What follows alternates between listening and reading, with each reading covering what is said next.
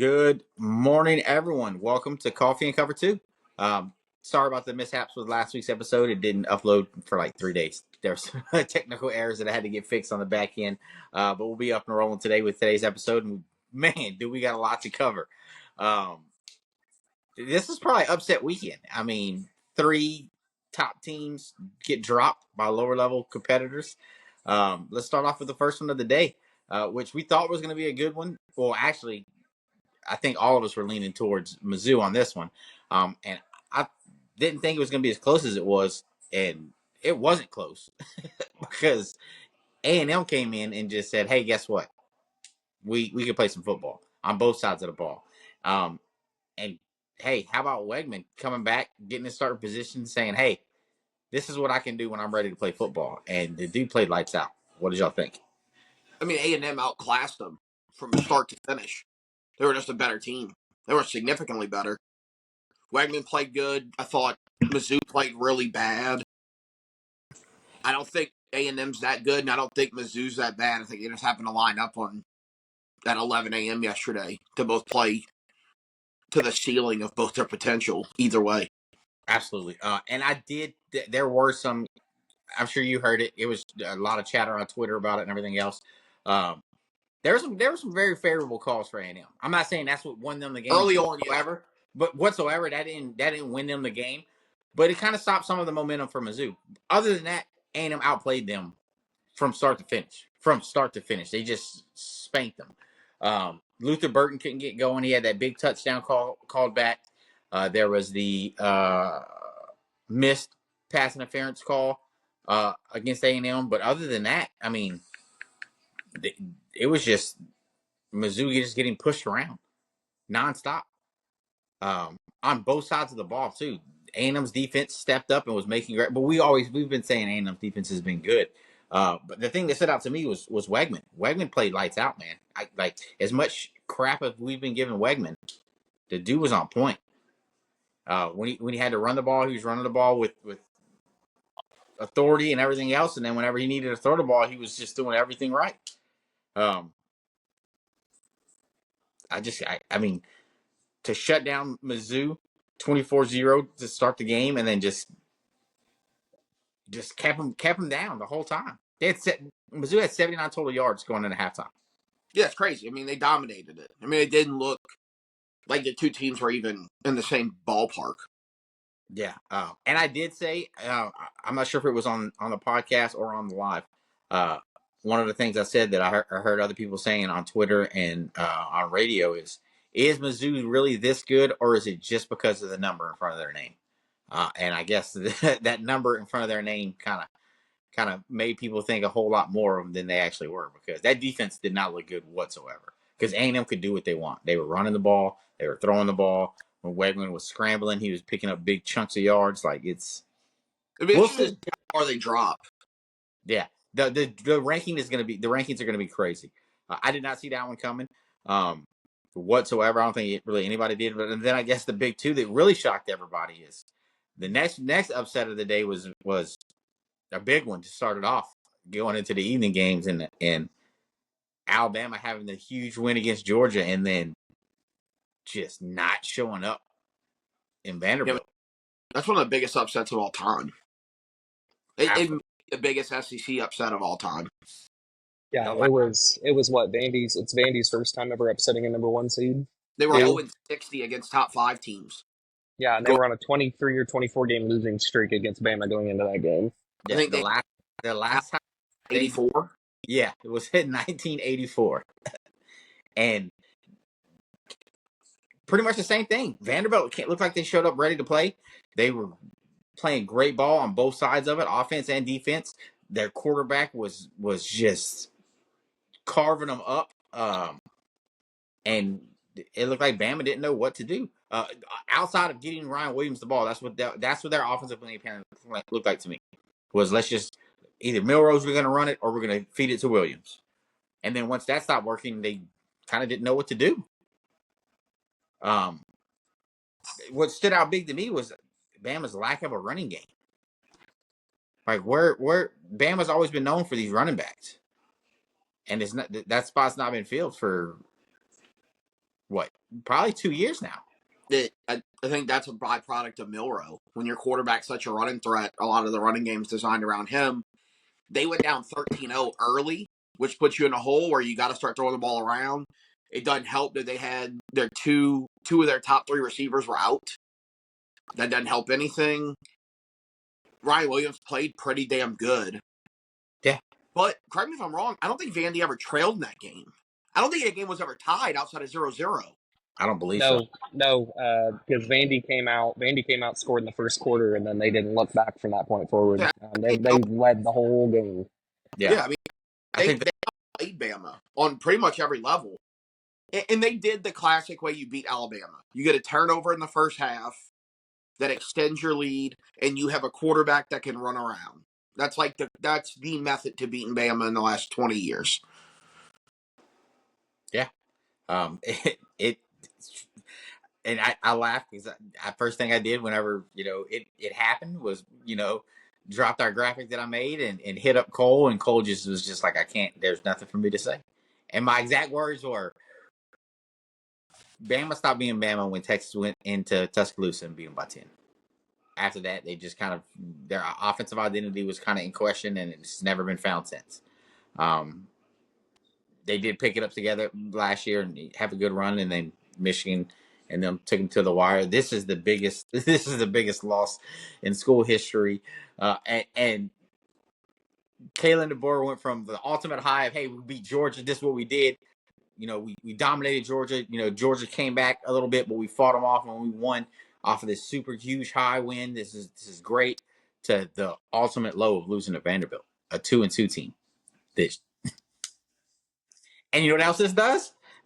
This also makes people scratch their head and think, wait, guess what? Texas's schedule isn't so light and easy as everyone thought. I'm gonna pump the brakes on that. We cannot. We're not doing transitive property on here. We can't. We can't. Georgia and Alabama are still 2 of the top 5 teams in the country. I believe that. What I said yesterday, I firmly believe. As of October 6th, we don't have a single team in the country that we can honestly look at and go, you're elite. We have some that have the ability to prove that they are, but we don't have one as of today that goes, you're better than everyone else. Because even when we look at Texas, they haven't really shown, we haven't played anybody to go, are you better than the best? And they have struggled for a half against somebody, right? So, we can't clearly say you're above the rest. Ohio State, very similar. The final scores all look great, but there's been some stumps in there, so we can't say that yet. Both of them have the ability to show it. I guess Oregon technically has that ability, but Oregon about lost though to Boise State and ran them down to the wire. Yeah, that was like a 3-point game. I mean, Boise State looks great. Don't get me wrong, but yeah, no. I mean, they're just it's hard because there's not really there. I mean, there's nobody. I mean, I know Texas is running with Arch right now, but yeah, college football landscape this year has been weird and rough, but obviously it makes for good football. It's been awesome to watch. Yeah, I mean, I think right now, dude, put Texas as the one, clearly. But I think you'd be crazy to go that they're head and shoulders better than everyone at this point. They might be. We just got to see what it looks like when they play in Georgia. I think the thing that's out for me, more than anything else, is okay, so, you said Texas struggled for a half and everything else. Texas also played more games without their starting quarterback than Quinn. So that'll all change this week going into OU, which will be a big one. And then, after OU, we got Georgia, so it's another big game. And then it doesn't look like it's lighting up because we got Vandy, we got Arkansas, who just beat Tennessee. So let's touch on that one. Another one. So we end the night with and this game I had circled, and I wanted it to be one of our picks. And Buddha talked me out of it and kind of like, no, Arkansas is not really that. We'll go with Rutgers, Nebraska.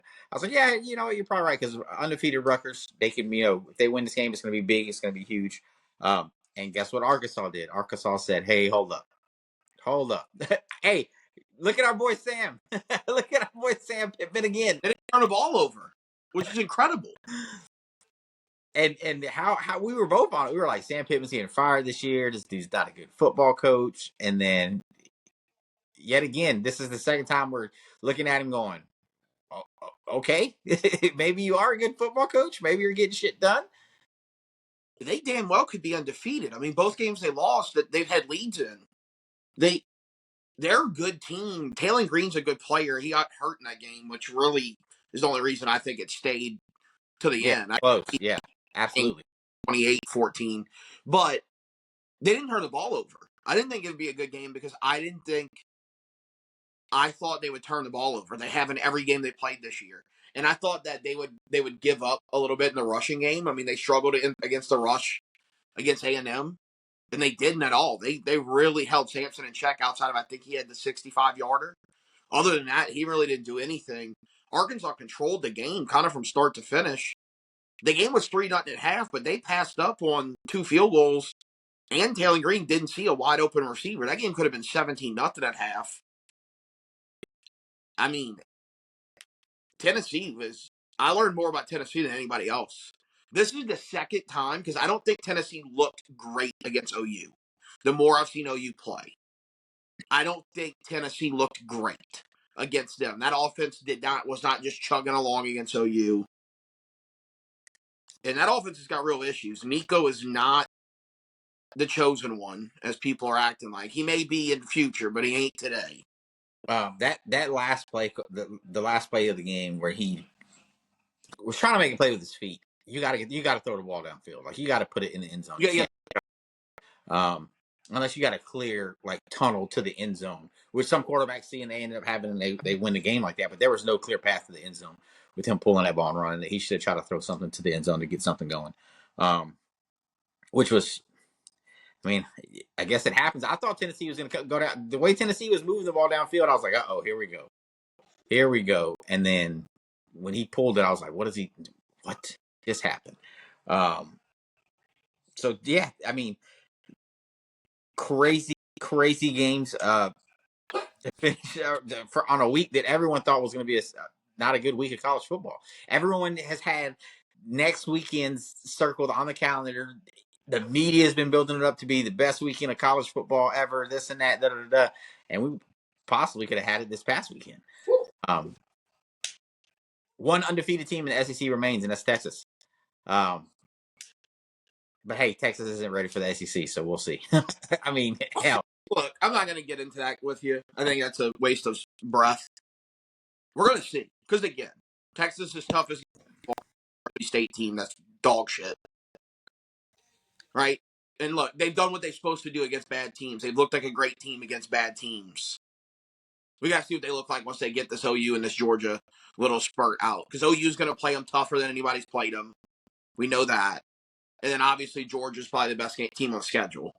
Absolutely. So, and again, I would go on record right now. I'd be willing to, if I was to bet on it, I would bet that we won't have an undefeated team in the SEC this year. I just can't look at it and think that.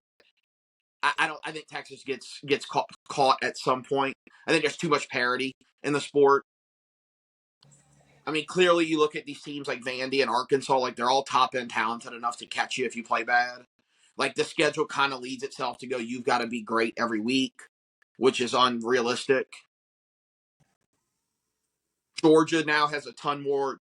I mean, it feels like they can get back to one. I mean, I would almost venture to say I could make a bet that there won't be an undefeated Power 4 team. That nobody out of the Power 4 gets out undefeated. Because right now you're looking at what? Y'all and Ohio State is really the only chance to do it. Yeah. Can't think Penn State's going to do it. I think Oregon loses. Yeah, I mean, I think there's a world that exists that we don't have an undefeated Power 4. That the only undefeated is a group of 5. Miami might be able to run it. Dude, they keep even though Miami played a stupid close game with Cal. That was one team I actually wanted to touch on because, I mean, obviously, as y'all know, and past couple podcasts, I've been hyping up Cam Ward, but that was probably one of the roughest games I think I've ever watched from him, and I haven't been watching him much, obviously. So, I mean, 5 games into the season, you damn near fumble the bag against Cal. I mean, I get it. 3, unanswered touchdowns in the fourth quarter. But, I mean, you can't be slipping like that and hoping to come back at the end of the game. You got to keep foot on the gas the whole damn time. And Cam Ward about let one slip through his fingers last night. So you can't sneak to undefeated. If you're not good enough, the loss will find you. The loss will find them. They're not one of the best teams in the country. No, and Let's put, that's the second time. That's like almost the second week in a row because last week they struggled too and had to sneak one in. they should have lost last week. Like the more you go look at that, they should have lost Virginia Tech. If they were to 1,000%. a Texas, a Ohio State, a Georgia, and Alabama, they get popped. Like the Cal and Virginia Tech are okay teams. They're not very, but they're not.